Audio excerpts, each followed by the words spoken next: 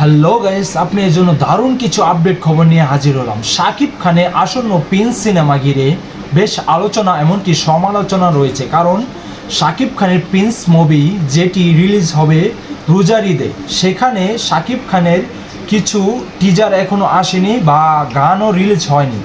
যেখানে একটি আইটেম গান আসার কথা ছিল তাও এখনও আসেনি, যেখানে আর কিছুদিন বাকি রয়েছে ঈদের। তার জন্য কিছু আপডেট খবর খুবই প্রয়োজন শাকিব খানের। কিন্তু কালকে রাত্রে একটি প্রিন্স মুভির যে ভিলিয়ানটি থাকবে তার একটি ফার্স্ট লুক প্রকাশ করলেন, যেটি অসাধারণ ছিল বলার মতো।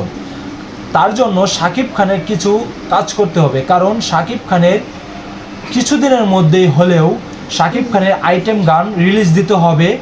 তা না হয়তো শাকিব খানের যেই ছবির প্রিন্স যেটি টিজার সেটি অবশ্যই রিলিজ দিতে হবে। মার্কেটিংয়ের জন্য এটি খুবই গুরুত্বপূর্ণ।